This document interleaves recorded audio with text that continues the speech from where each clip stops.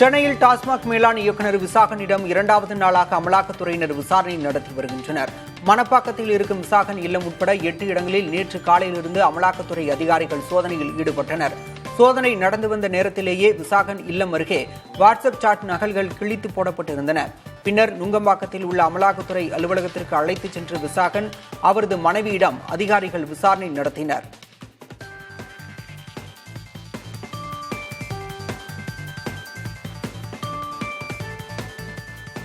டாஸ்மாக் நிர்வாக இயக்குநர் வீட்டின் அருகே வாட்ஸ்அப் சாட் இருந்த பேப்பர்கள் கிடந்ததாக அதிமுக தெரிவித்துள்ளது. துணை முதல்வர் உதயநிதியின் நண்பர் ரத்தீஷிடம் பேசிய சாட் என செய்திகள் வருவதாகவும் அதிமுகவின் அதிகாரப்பூர்வ எக்ஸ் வலைதளத்தில் பதிவிடப்பட்டுள்ளது. டாஸ்மாக் மதுபான பட்டியலை எம்டிக்கு அனுப்பும் அளவுக்கு அதிகாரம் படைத்த ரத்தீஷ் யார் எனவும் அதிமுக கேள்வி எழுப்பியிருக்கிறது.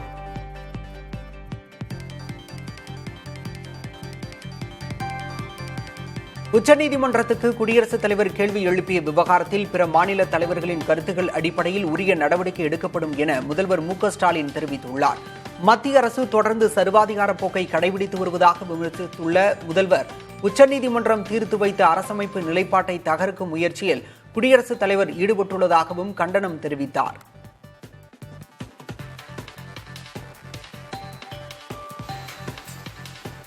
நீலகிரி மாவட்டம் உதகை மற்றும் அதன் சுற்றுவட்டார பகுதிகளில் திடீரென பெய்த கனமழையின் காரணமாக சாலைகளில் வெள்ளம் போல நீர் பெருக்கெடுத்து ஓடியது. பூங்கா செல்லும் சாலை, ஹில்பங்க் சாலை, பேருந்து நிலையம், ரயில் நிலையம், சேரிங் கிராஸ் போன்ற பகுதிகளில் கனமழை பெய்தது. பாதாள சாக்கடை மற்றும் சாலைகளின் ஓரங்களில் உள்ள சாக்கடைகளில் அடைப்பு ஏற்பட்டதால் மழைநீரோடு கழிவுநீரும் கலந்து சாலைகளில் வெள்ளம் போல ஓடியது.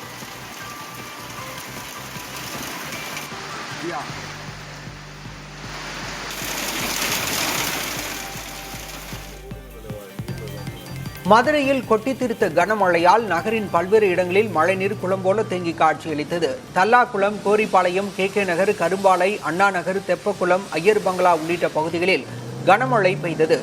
செல்லூர் பகுதியில் வீட்டின் முன்பு மரம் முறிந்து விழுந்ததால் அப்பகுதியில் போக்குவரத்து பாதிப்பு ஏற்பட்டது. மின்சார வயர்கள் சேதமானதால் அப்பகுதியில் மின்சாரம் துண்டிக்கப்பட்டது. தமிழகத்தில் இன்று 13 மாவட்டங்களில் கனமழைக்கு வாய்ப்பிருப்பதாக சென்னை வானிலை ஆய்வு மையம் அறிவித்துள்ளது. தஞ்சை, திருவாரூர், நாகை, மயிலாடுதுறை, புதுக்கோட்டை, அரியலூர் ஆகிய மாவட்டங்களில் கனமழைக்கு வாய்ப்பிருப்பதாக தெரிவிக்கப்பட்டுள்ளது. பெரம்பலூர், திருச்சி, சேலம், கள்ளக்குறிச்சி, தருமபுரி, கிருஷ்ணகிரி, திருப்பத்தூரிலும் கனமழை பெய்யும் என வானிலை ஆய்வு மையம் கணித்துள்ளது. தமிழகத்தில் கோடைக்காலம் முடிவுக்கு வருகிறது என்றும் தமிழகத்தில் இனிவரும் நாட்களில் தொடர்ச்சியாக மழைக்கு வாய்ப்புள்ளது எனவும் சுயாதீன வானிலை ஆய்வாளர் பிரதீப் ஜான் தெரிவித்துள்ளார். இது தொடர்பாக தனது எக்ஸ் தளத்தில் பதிவிட்டுள்ள அவர், இனிவரும் நாட்களில் சென்னையில் வெப்பத்தின் அளவு 100 டிகிரி ஃபாரன்ஹீட் அளவை தாண்டாமல் இருக்கும் என குறிப்பிட்டிருக்கிறார். கடந்த 25 ஆண்டுகளில் 2004, 2018 மற்றும் 2022 ஆகிய 3 வருடங்களில் இப்படித்தான் இருந்ததாகவும் அவர் தெரிவித்துள்ளார். அதிமுக மாவட்ட செயலாளர்கள் கூட்டம் வரும் 29 மற்றும் 30 ஆகிய தேதிகளில் நடைபெறும் என அறிவிக்கப்பட்டுள்ளது.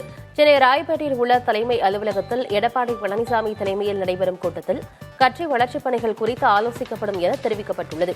வரும் 29ஆம் தேதி நடைபெற இருக்கும் கூட்டத்தில் 42 மாவட்ட நிர்வாகிகளும், 30ஆம் தேதி நடக்கவுள்ள கூட்டத்தில் 40 மாவட்ட நிர்வாகிகளும் பங்கேற்பார்கள் என கூறப்பட்டுள்ளது. கட்டாய கல்வி உரிமை திட்டத்தை முறையாக செயல்படுத்த வேண்டும் என எதிர்க்கட்சித் தலைவர் எடப்பாடி பழனிசாமி வலியுறுத்தியுள்ளார். கல்வி உரிமை சட்டத்தின்படி தனியார் பள்ளிகளில் சேர்க்கப்படும் 25% ஏழை எளிய மாணவர்களின் கல்வி கட்டணத்தை தமிழ்நாடு அரசே செலுத்தும் என்றும், ஆனால் கடந்த 2 ஆண்டுகளாக திமுக அரசு இந்த தொகையை செலுத்தாமல் அலட்சியம் காட்டி வருவதாக கல்வியாளர்கள் புகார் தெரிவிப்பதாகவும் அவர் கூறியுள்ளார். எடப்பாடி பழனிசாமி, ஓ பன்னீர்செல்வம் ஆகியோர் தேசிய ஜனநாயக கூட்டணியில்தான் உள்ளனர் என தமிழக பாஜக தலைவர் நயினார் நாகேந்திரன் தெரிவித்துள்ளார். மதுரையில் செய்தியாளர்களிடம் பேசிய அவர், என்டிஏ கூட்டணியில் ஏற்கனவே ஓபிஎஸ் உள்ளதால்தான் அவரை சந்திக்க அமித் ஷா நேரம் ஒதுக்கவில்லை என்றும் தெரிவித்தார். என்டிஏ கூட்டணியில்தான் ஓபிஎஸ் இருக்கிறார் என்றும் அதில் எந்த சந்தேகமும் இல்லை எனவும் நயினார் நாகேந்திரன் கூறினார். தனித்து நின்றாலும் 40 தொகுதிகளில் நிச்சயம் வெற்றி பெறுவோம் என்று பாமக நிறுவனர் ராமதாஸ் கூறியுள்ளார். திண்டிவனம் அருகே தைலாபுரம் இல்லத்தில் பாமக மாவட்ட தலைவர்கள் மற்றும் மாவட்ட செயலாளர்கள் கூட்டம் நடைபெற்றது. இதில் குறைந்த அளவிலான நிர்வாகிகள் மட்டுமே கலந்து கொண்டனர். பின்னர் செய்தியாளர்களிடம் பேசிய ராமதாஸ், செயல்பட முடியவில்லை என்று யாரும் தெரிவித்தால் விரும்பியபடி மாற்றப்படுவார்கள் என்றார். மாமல்லபுரம் அருகே நடந்த பாமக மாநாட்டுக்கு பிறகு நடைபெற்ற கூட்டத்தில் அன்புமணி கலந்து கொள்ளாத நிலையில் அவரை செயல் தலைவர் என்று ராமதாஸ் அழுத்தம் திருத்தமாக குறிப்பிட்டுள்ளார். மேலும் தானே தலைவர் என்பதை உறுதிபட கூறும் வகையில் சிங்கத்தின் கால்கள் பழுதுபடவில்லை, ஆட்சியில் அமர வேண்டும் என்ற சீற்றமும் அதிகமாக உள்ளது என்று கூறியுள்ளார். இதன் மூலம் தந்தை மகன் இடையே மோதல் போக்கு தொடர்கிறதா என்ற கேள்வி எழுந்துள்ளது. சட்டசபை தேர்தல் அடுத்த ஆண்டு நடைபெறவுள்ள நிலையில் நவம்பர் 11ஆம் தேதி முதல் பொது சின்னம் கோரி விண்ணப்பிக்கலாம் என்று தேர்தல் ஆணையம் தெரிவித்துள்ளது. தேர்தல் நடக்கும் காலகட்டத்திலிருந்து 6 மாத தேர்தல் ஆணையத்தில் பொது சின்னத்திற்கு விண்ணப்பிக்க வேண்டும். தமிழ்நாடு சட்டப்பேரவையின் பதவிக்காலம் 2026 மே 10ஆம் தேதியுடன் நிறைவடைய உள்ள நிலையில் நவம்பர் 11ஆம் தேதி முதல் பொது சின்னம் கோரி விண்ணப்பிக்கலாம். தமிழகத்தில் 10ஆம் வகுப்பு பொதுத் தேர்வில் 93.8 விழுக்காடு மாணாக்கர் தேர்ச்சி பெற்றுள்ளனர். மாணவியர் 95.88% பேரும் 91.74% மாணவர்களும் தேர்ச்சி பெற்றுள்ளனர். மாணவர்களை விட 4.14% மாணவியர் அதிக அளவில் தேர்ச்சி பெற்றுள்ளனர். மாவட்டங்களை பொறுத்தவரை 98.31 விழுக்காட்டு தேர்ச்சியுடன் சிவகங்கை முதலிடத்திலும் 97.45 விழுக்காட்டோடு விருதுநகர் 2வது இடத்திலும் 96.76 விழுக்காட்டோடு தூத்துக்குடி 3வது இடத்திலும் உள்ளன. 11ஆம் வகுப்பு பொதுத் தேர்வில் 92.09% பேர் தேர்ச்சி அடைந்துள்ளனர். மாணவிகள் 95.13%, மாணவர்கள் 88.7% தேர்ச்சி அடைந்துள்ளனர். மொத்த தேர்ச்சி விகிதம் கடந்த ஆண்டை விட 0.92% உயர்ந்திருக்கிறது. 97.76% தேர்ச்சியுடன் அரியலூர் மாவட்டம் முதலிடத்தில் உள்ளது. 96.97%துடன் ஈரோடு 2வது இடத்தையும் 96.23 விழுக்காடு தேர்ச்சியுடன் விருதுநகர் 3வது இடத்தையும் பிடித்திருக்கிறது. 10 மற்றும் 11ஆம் வகுப்பு துணைத் தேர்வுகளுக்கான அட்டவணையை அரசு தேர்வுகள் இயக்ககம் வெளியிட்டுள்ளது. இதன்படி 10ஆம் வகுப்பு துணைத் தேர்வுகள் ஜூலை 4ஆம் தேதி தொடங்கி 10ஆம் தேதி வரை நடைபெறுகிறது. இதேபோல 11ஆம் வகுப்பு துணைத் தேர்வுகள் ஜூலை 4ஆம் தேதி தொடங்கி 11ஆம் தேதி வரை நடைபெறுகிறது. மாணவர்கள் தங்கள் தற்காலிக மதிப்பெண் சான்றுகளை மே 19ஆம் தேதி பிற்பகல் 2 மணி முதல் தாங்கள் பயின்ற பள்ளிகளில் பெற்றுக் கொள்ளலாம். செம்பரம்பாக்கம் ஏரியில் வெடிகுண்டு வீசப்பட்டால் ஏற்படும் பாதிப்பிலிருந்து பொதுமக்களை மீட்பது குறித்து தத்துரூபமாக ஒத்திகை செய்து பார்க்கப்பட்டது. செம்பரம்பாக்கம் ஏரிக்கரையை ஒட்டியுள்ள குன்றத்தூர் அடுத்த சிறுகளத்தூர் பகுதியில் மாவட்ட வழங்கல் மற்றும் நுகர்வோர் பாதுகாப்பு அலுவலர் பாலாஜி தலைமையில் ஒத்திகை நடைபெற்றது. இதில் தேசிய பேரிடர் மீட்புப் படை வீரர்கள், தீயணைப்புத்துறை, மருத்துவத்துறை, காவல்துறை, மின்துறை என அனைத்து துறை அதிகாரிகளும் கலந்து கொண்டனர். புதுக்கோட்டையில் அரசு நிகழ்ச்சியில் ஒப்பந்தக்காரரை நோக்கி அரிவாளை ஓங்கியதாக கூறப்படும் புகாரை முன்னாள் எம்எல்ஏ மறுத்துள்ளார். ஆவுடையார் கோவிலில் தீயணைப்பு நிலைய கட்டட அடிக்கல் நாட்டு விழாவில் காங்கிரஸ் எம்எல்ஏ ராமச்சந்திரன் பங்கேற்றார். அப்போது அங்கு வந்த திமுக முன்னாள் எம்எல்ஏ உதயம் சண்முகம் விழாவுக்கு அழைக்காத ஆத்திரத்தில் ஒப்பந்தக்காரரை திட்டியதோடு அரிவாளை ஓங்கியதாகவும் கூறப்படுகிறது.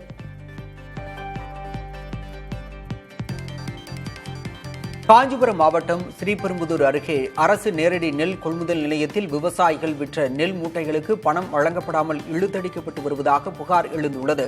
பட்டுமுடையார்குப்பம் நேரடி நெல் கொள்முதல் நிலையத்தில் 40 நாட்களை கடந்தும் பணம் வழங்கப்படவில்லை என விவசாயிகள் புகார் கூறுகின்றனர்.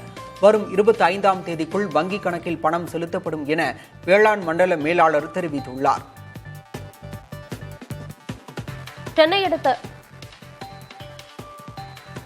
சென்னை அடுத்த வண்டலூரில் முதியவரை தாக்கிய மாநகர பேருந்தின் ஓட்டுநர் மற்றும் நடத்துனர் பணியிடை நீக்கம் செய்யப்பட்டனர். கிளாம்பாக்கத்திலிருந்து கோயம்பேட்டுக்கு புறப்பட்ட அரசு பேருந்தில் முதியவர்களுக்கான இருக்கையில் முதியவர் ஒருவர் அமர்ந்திருக்கிறார். ஆனால் அதில் அமரக்கூடாது என அந்த முதியவரிடம் நடத்துனர் கூறியதாக தெரிகிறது. இது தொடர்பாக ஏற்பட்ட தகராறில் முதியவரை பேருந்து ஓட்டுநரும் நடத்துனரும் தாக்கினர்.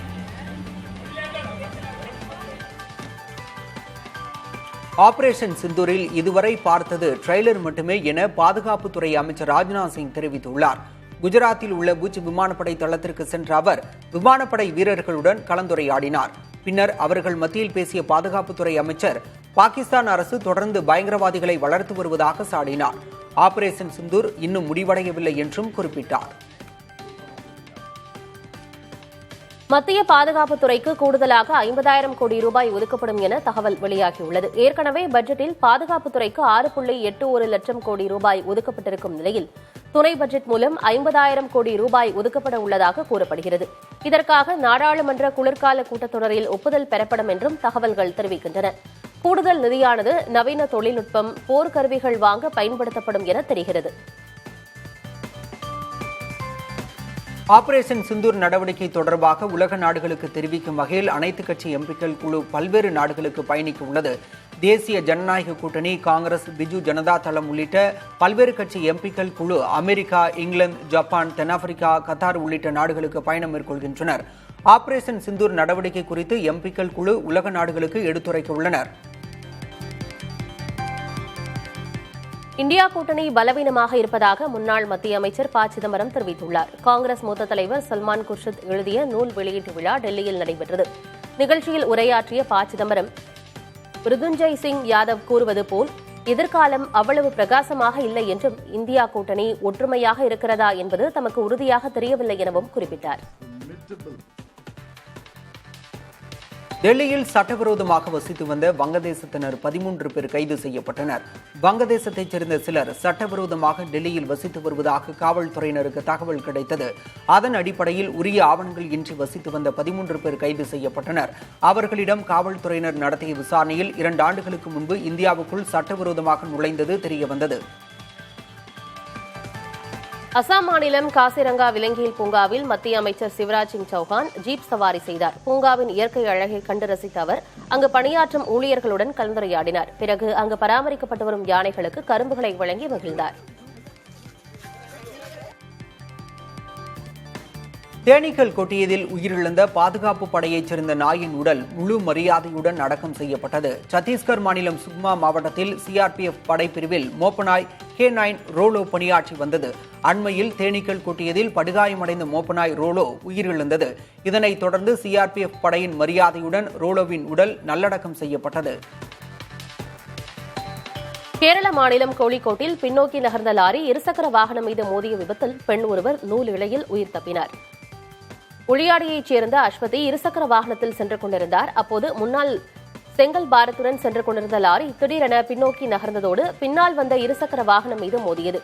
இதில் நிலை தடுமாறி கீழே விழுந்த அஸ்வதி சிறு காயங்களுடன் உயிர் தப்பினார். கர்நாடகாவில் மதுபானங்கள் விலை மீண்டும் 20 விழுக்காடு வரை உயர்த்தப்பட்டுள்ளது. காங்கிரஸ் ஆட்சிக்கு வந்த பிறகு 3வது முறையாக விலை உயர்த்தப்பட்டிருக்கிறது. ஒரு குவார்ட்டர் பாட்டில் 25 ரூபாய் வரையிலும், ஃபுல் பாட்டில் 100 ரூபாய் வரையிலும் விலை அதிகரிக்கப்பட்டுள்ளது. விலை உயர்வால் கலால் துறைக்கு கூடுதலாக 1400 கோடி ரூபாய் வருவாய் கிடைக்கும் என்று எதிர்பார்க்கப்படுகிறது. இந்தியாவுடன் பேச்சுவார்த்தை நடத்த பாகிஸ்தான் பிரதமர் ஷெபாஸ் ஷெரீப் விருப்பம் தெரிவித்துள்ளார். காம்ரா விமானப்படை தளத்தில் விமானப்படையினரோடு கலந்துரையாடிய பிறகு உரையாற்றிய அவர், அமைதியை நிலைநாட்டுவதற்கு பேச்சுவார்த்தை நடத்த தயாராக இருந்தாலும் அதற்கு சில நிபந்தனைகளும் இருப்பதாக தெரிவித்தார். ரஷ்யா யுக்ரைன் இடையே துருக்கியில் நடைபெற்ற பேச்சுவார்த்தையில் முன்னேற்றம் எதுவும் ஏற்படவில்லை. சுமார் 3 ஆண்டுகளுக்கு பின்பு இரு நாடுகளிடையே நடைபெற்ற நேரடி பேச்சுவார்த்தை 2 மணி நேரம் வரையிலும் கூட நீடிக்கவில்லை.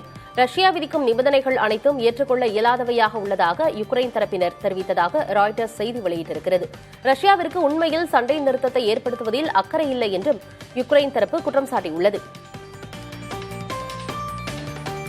அமெரிக்க அதிபர் டொனால்டு டிரம்பிற்கு ஐக்கிய அரபு அமீரகத்தில் அந்நாட்டின் உயரிய விருது வழங்கப்பட்டுள்ளது. அபுதாபியில் உள்ள அதிபர் மாளிகையில் நடைபெற்ற நிகழ்வில் ஆர்டர் ஆஃப் சையத் விருதை ஐக்கிய அரபு அமீரகத்தின் அதிபர் முகமது பின் சையத் அல் நஹ்யான் டிரம்பிற்கு வழங்கினார். அமெரிக்கா மற்றும் ஐக்கிய அரபு அமீரகம் இடையிலான இருதரப்பு உறவுகளை வலுப்படுத்த எடுக்கப்பட்ட முயற்சிகளை அங்கீகரிக்கும் விதமாக இந்த விருது வழங்கப்பட்டுள்ளது. ஒபாமாவைப் போல டிரம்பும் அமைதிக்கான நோபல் பரிசை பெற விரும்புகிறார் என அமெரிக்க அதிபர் டிரம்பின் முன்னாள் தேசிய பாதுகாப்பு ஆலோசகர் ஜான் போல்டன் தெரிவித்துள்ளார். இந்தியா பாகிஸ்தான் போர் நிறுத்தத்திற்கான கிரெடிட்டை பெற டிரம்ப் முயற்சிக்கிறாரா என செய்தியாளர்கள் எழுப்பிய கேள்விக்கு பதிலளித்த அவர், முன்னாள் அமெரிக்க அதிபர் ஒபாமா அமைதிக்கான நோபல் பரிசை பெற்றதிலிருந்து டிரம்புக்கும் அதை பெற வேண்டும் என்ற பொறாமை உள்ளதாக தெரிவித்தார். தைவான் மீதான இறக்குமதி வரிகளை அமெரிக்கா குறைக்கும் என நம்புவதாக தைவான் துணை பிரதமர் செங் லீ சியோன் தெரிவித்துள்ளார். தென்கொரியாவில் அமெரிக்க தைவான் பிரதிநிதிகள் வர்த்தக பேச்சுவார்த்தை நடத்திய நிலையில் இருதரப்பு பேச்சுவார்த்தை நல்ல முறையில் நடந்ததாக செங் லீ தெரிவித்தார். இருதரப்பு பொருளாதார ஒத்துழைப்பு குறித்து ஆலோசிக்கப்பட்டுள்ளதாகவும் இதன் விளைவாக தைவான் மீதான வரிகள் குறைக்கப்படும் என நம்புவதாகவும் கூறினார். பிரேசிலின் ரியோ டி ஜெனிரோ நகரில் கடலின் ஒரு பகுதி கருப்பாக மாறியது குறித்து ஆராய்ச்சியாளர்கள் ஆய்வு மேற்கொண்டுள்ளனர். அங்குள்ள பர்ராடா டிஜுகா கடலின் ஒரு பகுதி நீல நிறத்திலும் மற்றொரு பகுதி கருப்பு நிறமாகவும் காட்சியளிக்கிறது. இதைத் தொடர்ந்து கடல் நீரின் மாதிரி சேகரிக்கப்பட்டு ஆய்வுக்கு அனுப்பி வைக்கப்பட்டது. முதற்கட்ட ஆய்வில் தீங்கிழைக்கும் வகையில் எந்த ஆபத்தும் இல்லை என்பது தெரியவந்துள்ளது. பெண்களுக்கு சம உரிமைகள் வழங்க வலியுறுத்தி வங்கதேசத்தில் பெண்ணுரிமைவாதிகள் போராட்டத்தில் ஈடுபட்டனர். வங்கதேசத்தில் ஆண்களுக்கு நிகராக பெண்களுக்கும் சம உரிமை வழங்கப்படுவது இல்லை, பாரபட்சம் காட்டப்படுவதாக புகார் எழுந்தது. இந்நிலையில் நாடாளுமன்ற வளாகம் அருகே பெண்ணுரிமைவாதிகள் போராட்டம் நடத்தினர். சமூகத்தில் ஆண்களுக்கு நிகராக பெண்களும் மதிக்கப்பட வேண்டும் என கேட்டுக் கொண்டனர். மே மாதத்தின் முதல் 15 நாட்களில் பெட்ரோல் நுகர்வு 10% அதிகரித்துள்ளது. பொதுத்துறை எண்ணெய் நிறுவனங்களின் விற்பனை புள்ளி விவரங்களின் மூலம் இது தெரியவந்துள்ளது. மே 1ஆம் தேதி முதல் 15ஆம் தேதி வரை பெட்ரோல் நுகர்வு 15 லட்சம் டன்களாக அதிகரித்துள்ளது. டீசல் விற்பனை 2% அதிகரித்து 33,60,000 மில்லியன் டன்களாக உயர்ந்துள்ளது. அரசின் உதவி கிடைக்கவில்லை என்றால் அடுத்த ஆண்டிலிருந்து சேவையை தொடர இயலாத நிலை ஏற்படும் என வோடபோன் ஐடியா நிறுவனம் கூறியுள்ளது. வோடபோன் ஐடியா நிறுவனம் பெரும் கடன் சுமையில் உள்ளது. ஏற்கனவே இந்நிறுவனம் அரசுக்கு செலுத்த வேண்டிய பல ஆயிரம் கோடி ரூபாயை செலுத்த முடியாததால் அப்பணத்திற்கு ஈடான பங்குகள் அரசுக்கு தரப்பட்டுவிட்டன. மேற்கொண்டு அரசுக்கு சுமார் 1,95,000 கோடி ரூபாய் செலுத்த வேண்டிய நிலை ஏற்பட்டுள்ளது. இந்தியா மற்றும் பாகிஸ்தான் இடையே ஏற்பட்ட சண்டை காரணமாக நிறுத்தப்பட்ட IPL போட்டிகள் இன்று மீண்டும் தொடங்குகின்றன. அதன்படி இரவு 7:30 மணிக்கு தொடங்கும் ஆட்டத்தில் பெங்களூரு மற்றும் கொல்கத்தா அணிகள் மோதுகின்றன. ஜூன் 3ஆம் தேதி இறுதிப் போட்டி நடைபெறும் என BCCI அறிவித்துள்ளது. இந்தியா பாகிஸ்தான் படைகளிடையே ஏற்பட்ட மோதல் காரணமாக பாதுகாப்பு கருதி கடந்த 8ஆம் தேதி முதல் IPL போட்டிகள் ஒத்திவைக்கப்பட்டன.